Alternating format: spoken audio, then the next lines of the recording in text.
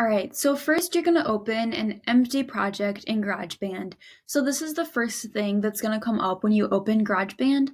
You're just going to select empty project and hit choose. Then once that opens up, you're just going to keep it at this mic or line audio. Since we're not doing music, we don't need any instruments going on, just the audio, and hit create. Then once it opens up, this is what you've got. Okay. So just to explain kind of the layout of GarageBand, this top part is going to affect the master. So you have the audio track, and then you also have the master. So if you were to have multiple audio tracks, if you right click and hit new audio track, then you'd be using master settings up here and down here. I usually can get by with only one audio track. Very rarely will I have multiple. But I still have different settings for track and master. So down here, this is also track and this is master, and you can see that they look a little bit different. So I'll explain kind of the differences and which settings I use for each one. But that's a little bit of an overview of what we're kind of looking at. All of these settings are going to affect right up here. And then all of these settings would be if you had multiple tracks and just to normalize all of the audio as a whole. I'll get into better detail with that. By the way, I edit all of these settings before I record. I like to just have everything exactly as I want it to be so that when I record my audio and I start listening to it back, it already sounds really, really good. The only thing that I need to fix is any issues with the recording. If I had to take a breather or if I made any mistakes, I just need to clip the audio and the rest of the settings will be in place so that the audio sounds clean and ready to go. So I'll show you the settings first, then I will walk you through a recording and how to edit the recording, and then I'll show you how to upload the recording to ACX, all right? So the first thing that I'm going to change is this volume setting right up here.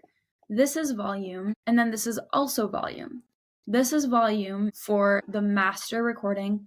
This is volume for just the singular track. If you leave these volume settings as they are, your audio is going to be way too loud. It's going to be crazy. But if you notice while I'm talking, sometimes this green line gets past this dial, and then it's going to be orange or yellow, and you never want it to be yellow. So we're going to lower the volume. I usually move this one about halfway, and then I put this one like a quarter of the way. And that's going to be plenty. These are not like a one size fits all for the volume. They're just what I like to do initially.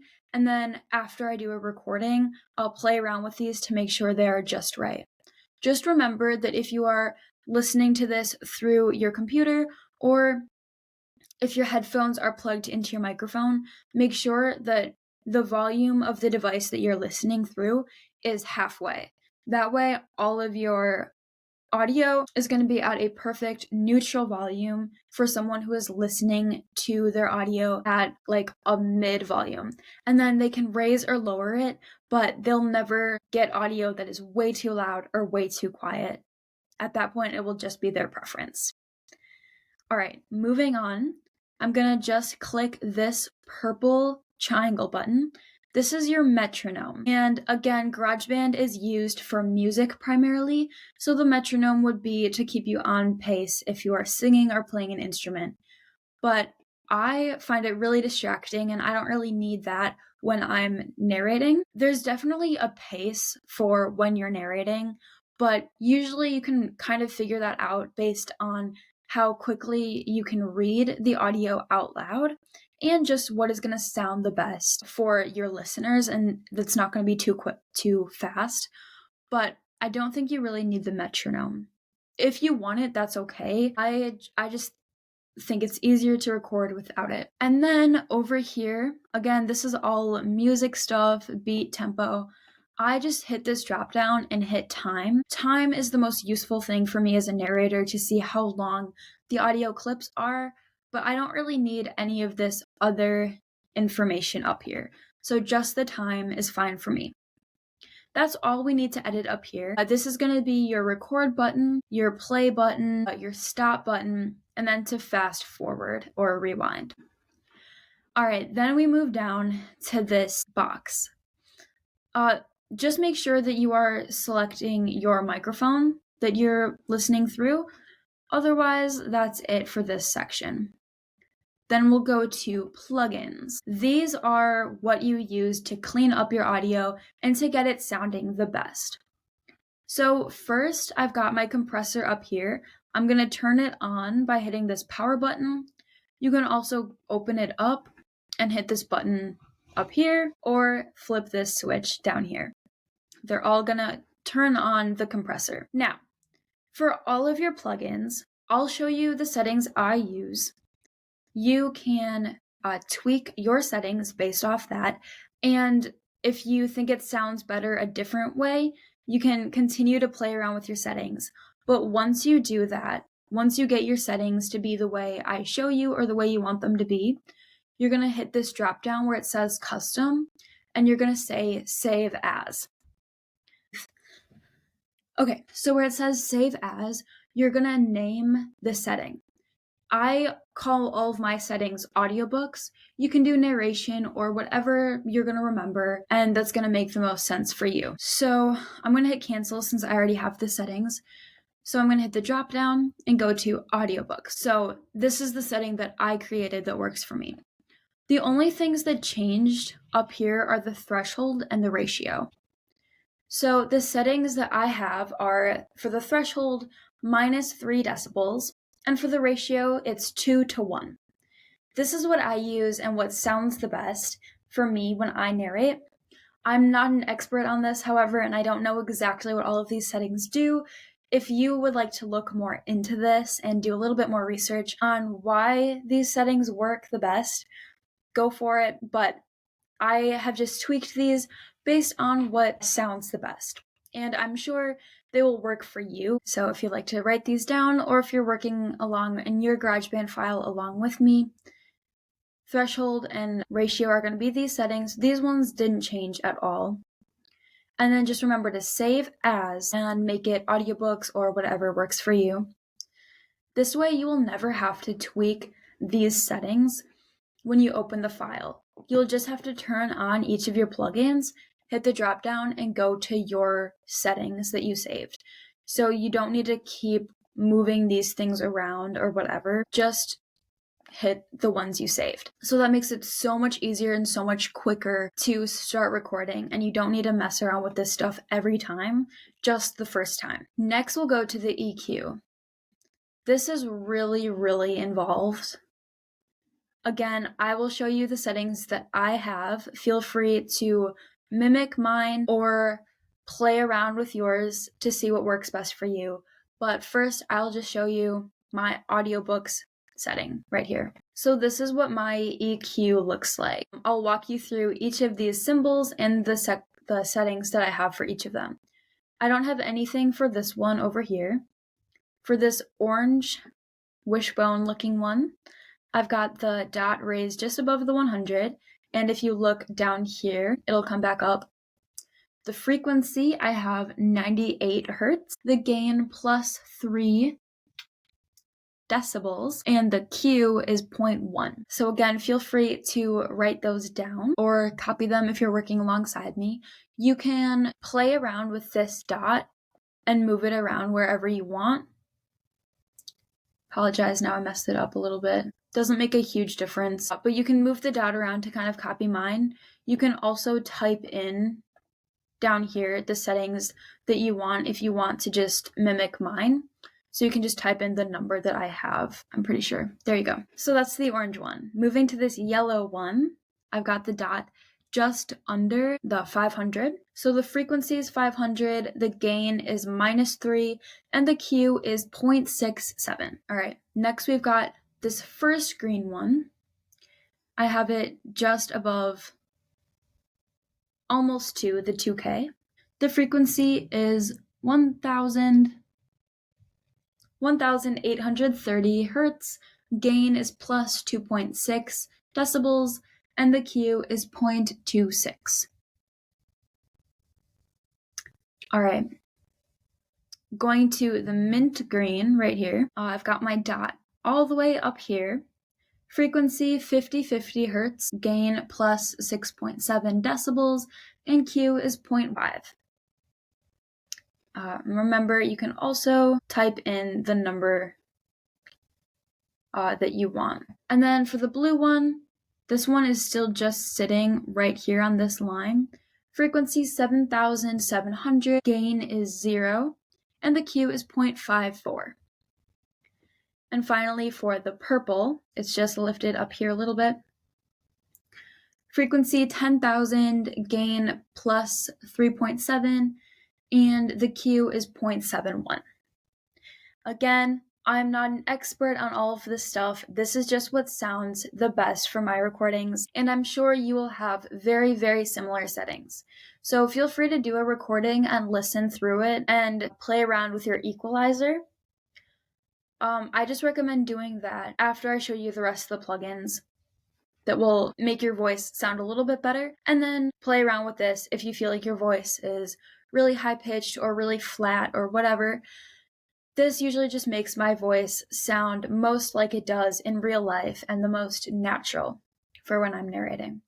And then remember, once you get all of these settings like you want them, save as and create whatever you want it to be named. But that way, next time you want to tweak your equalizer, you're just going to have these settings laid out right away once you go to this drop down, and you don't need to mess around with these. That also makes it so much more consistent when you have multiple audio tracks. Then they're never going to be different with like these settings. So everything is going to sound very uniform because they all have exactly the same settings.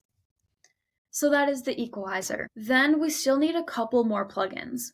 So to add a plugin, you're going to click one of these empty boxes, and we're going to go down to audio units and go to Apple, and we're going to add the AU peak limiter.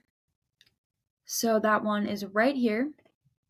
We're going to click it. Now, you probably will not need to worry about your AU peak limiter until you book a gig and start adding audio files to an audiobook that you're narrating. I am just putting this in here because with my first audiobook that I did, and even the ones after that, I would get alerts a lot of the time after I uploaded a file that said the RMS is too high or too low and I need to raise it or lower it a certain number of decibels. I didn't know what that meant at all, and nothing on GarageBand has the letters RMS anywhere. So RMS stands for root mean square. And essentially what it is the average volume of your audio. So if you're narrating and you get super animated, you might have certain sections where the volume is really high, but then you'll have some neutral sections where the volume is a little bit lower. ACX wants your volume to be within a certain range, so you don't have huge influxes in the volume. So in order to fix the RMS, you're gonna go into your AU peak limiter and this pre-gain dial. If you need to raise your RMS, you're going to raise the pre-gain. If you have to lower the RMS, you're going to lower the pre-gain. One little quirk with this is that if you need to raise the RMS, it'll tell you like raise it 2.8 decibels.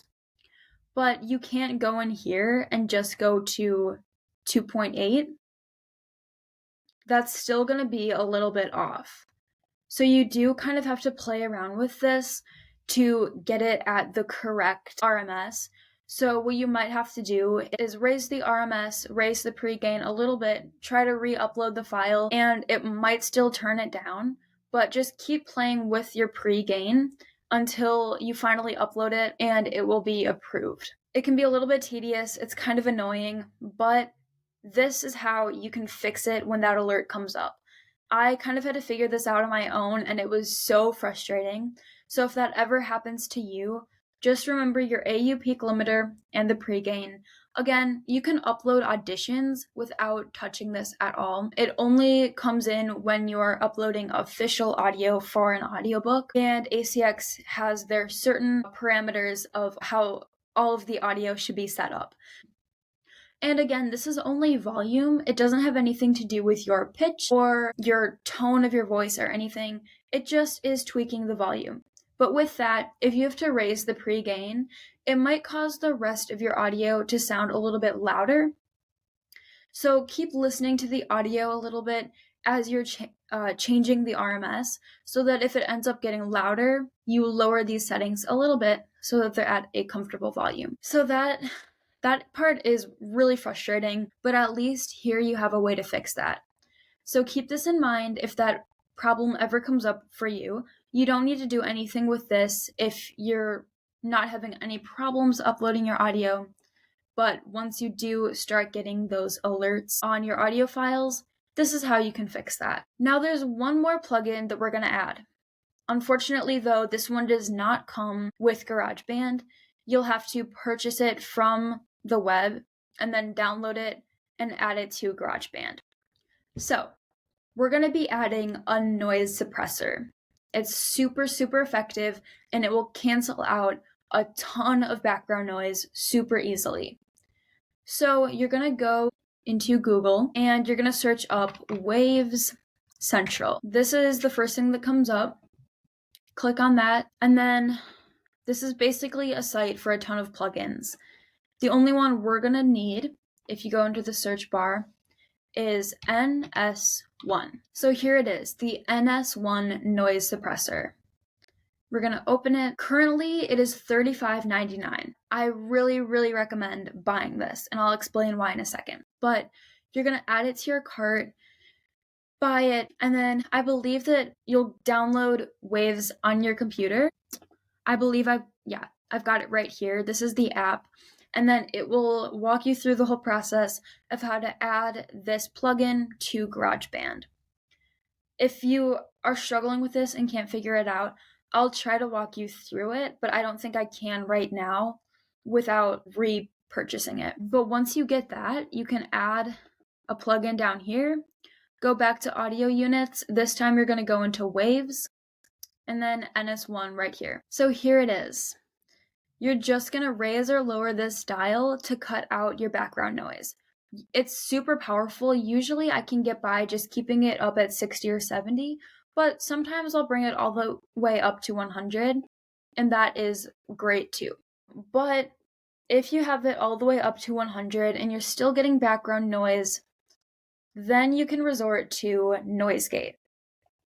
So Noise Gate is Apple's noise suppressor. It comes free with GarageBand, but there's some restrictions to it that ACX will have a problem with. So Noise Gate is very, very powerful. If you bring it all the way over here to 0 decibels, you're going to be completely muted. It's going to take out background noise and your voice. And ACX does not like you to have this much over negative 60 decibels.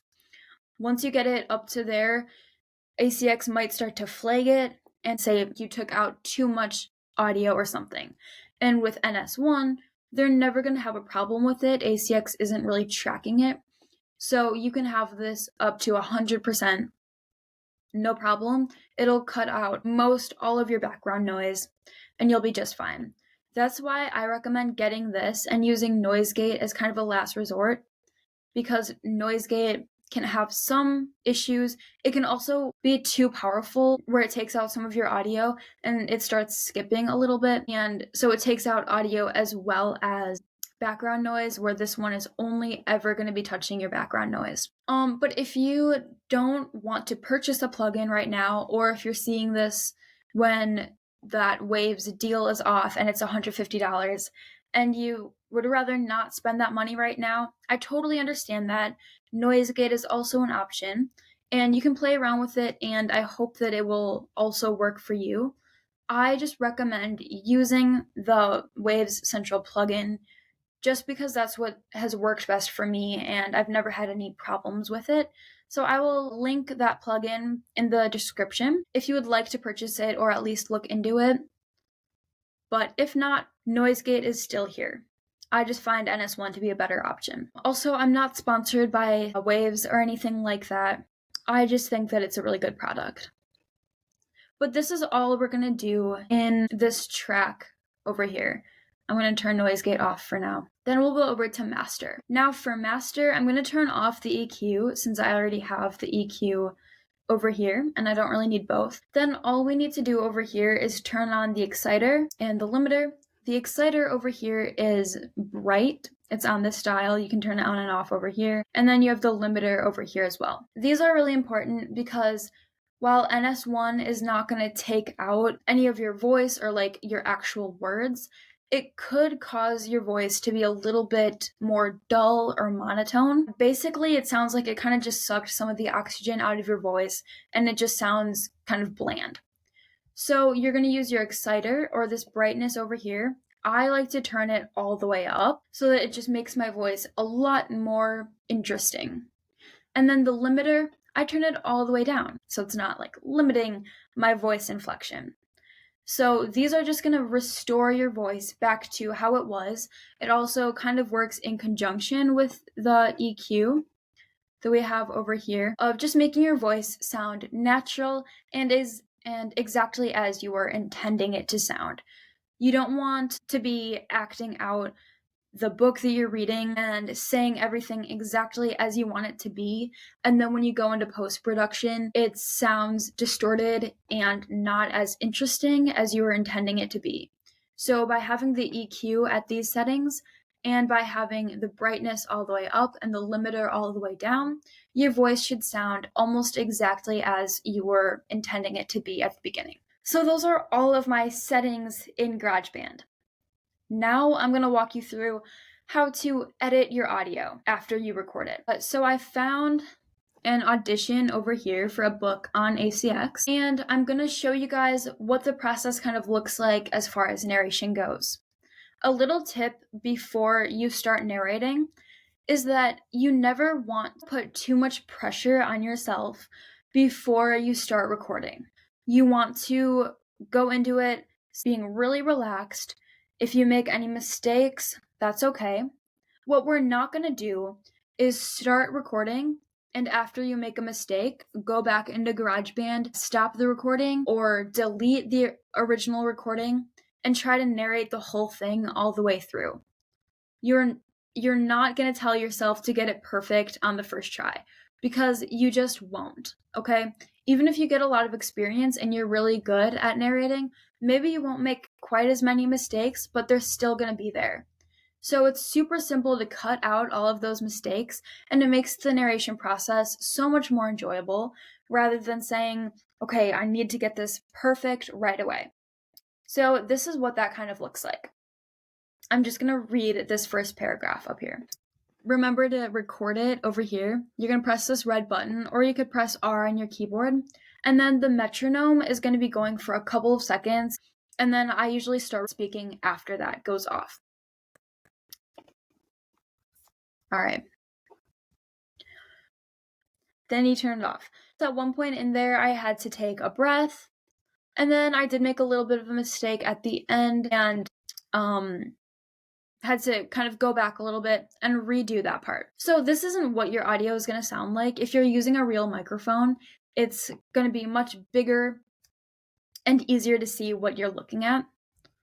But since I was just talking without a microphone, this is how it is. I highly recommend always using a microphone, but for the purposes of this video, I was not able to get one connected. So the first thing I like to do, since you're at the end of your recording here, I just cut off this end part. This is just the part where I went back into GarageBand and ended the recording. Then we're going to go to the beginning of the recording. Same thing, just cut this first part, and then you can just drag the whole recording to the beginning. You don't want to have like too much extra space at the beginning of the recording, but a little bit is fine. All right, so now the next part in the process is going to be listening to your audio through and then fixing those mistakes once they come up. I'm not going to make this longer than I need to, so I'm just going to go over here. I can see that I made a mistake here with how big of a gap there is. Not necessarily a mistake every time, but any pauses or anything, you can tell when they're there if you see like a big gap. All right, so I'm just gonna start playing this through. Make sure you guys can hear it a little bit. It was extremely hot and the place smelled like grilling hamburgers and spilled beer. So I'm just gonna cut out this breath. So first I'm gonna drag this is the pinhead. I'm gonna drag it right up here to before I started talking again. Then I'm gonna right click and hit split at playhead. Don't hit cut. One thing that I would do at the beginning is I would see cut and think, oh, like cutting the audio a little bit, but this is just gonna actually delete your whole audio track. So just right click, split at playhead, and now your audio is split into 2 sections. There's 3 main ways to cut out your audio, so I'll go through each of those. So first, you can just drag this first piece of audio to delete that section. So just drag this to remove that. And then drag this audio back up to it so that it sounds natural. Now, sometimes it does sound better when you leave a little bit of a gap in here, a little bit of a space. I used to think that ACX would turn down your audio if you had a little gap in your audio track, but they won't. There's no problem with doing that, and it won't sound any different if you're using a noise suppressor, because you won't have any background noise here, and this will just sound like you're not talking, and it won't sound like there's this huge silence. So if it sounds best to move the audio all the way up, go for it. But if you want to leave a little gap, that's okay too. Just use your creative judgment to see what works best here. Right. Another way to take out any mistakes is you could just drag the correct part over the mistake, and that just takes out that part. Perfect. Another thing you could do, I don't do this unless I have like a really big problem, like where I had to redo an entire sentence, but you could also split it in 2 places and then delete the part where it's wrong and then move it back up. I only really do that if I'm like scrolling through the audio and it's like a really long section. But yeah, those are the 3 ways to take out a problem with your audio. Then you would continue listening and take out any more problems. I'm going to pretend I already did all of that since I feel like I showed you guys how to take out those errors. And now we're going to get to uploading the audio. You're going to upload your audio once you are absolutely certain that the audio is the best quality possible. So what I usually do is listen to my audio, fix any mistakes, listen to it again if I had to tweak it anymore, listen to it again, and just keep listening to it until I'm sure that it sounds perfect. Because again, you are a professional, you are working with the author, and you are creating audio for your customers and people that are going to be listening to the book. So you want to make sure that you are putting your best foot forward and creating a perfect quality book. Not to put too much pressure on you, but I hope that I'm showing you it's pretty straightforward to create good audio, and you really want to make sure that you're doing that. So once you're sure that you are ready to upload it, you're going to go up here. This little drop down is going to come down, and you're going to go to share. And then you're going to hit export song to disk. Then you'll name the file. I'm going to call it Audition Rodeo because the book is kind of about the rodeo. And then I like to have separate folders for everything that I do. Down here, like I've got a folder for auditions and then a folder for like the last book that I did, just to keep everything organized. So I'm going to save this to auditions because this would be an audition. And then it's going to be on MP3. It has to be an MP3 format. ACX is not going to accept anything else. And then just keep it at highest quality. No reason to have it at a low quality. And then say export. So it just went through a little scanning thing to convert it to an MP3. Now I'll go over to the audition, and this is the book that I auditioned for. If you think it seems interesting to you, go ahead and audition for it. But you're going to go to the upload file button. We're going to click this, and I'll go to my auditions folder and find it right here. Here it is, Audition Rodeo, and open. There it is. Now my file is uploaded. I will create another video on how to do a really good audition and go through the entire process, but just for the purposes of uploading a file, there you go. So that is the entire process of all of the settings that you want to use for GarageBand, how to record a good audio, and then how to export that audio from GarageBand to ACX. So there it is. That is how I edit my audio using GarageBand. I really hope that this video was helpful to you and that it answered all of those big questions about how to edit your audio. And let me know if you have any other questions or concerns about this. Again, thank you so much for leaving comments on my videos.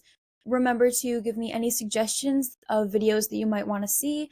I will read all of your comments and I'll try to get back to you on those. Otherwise, stay tuned for my next video on how to audition for audiobooks. And subscribe to my channel so that you always know when I post more videos. Thanks again. See you guys next time. Have a beautiful day.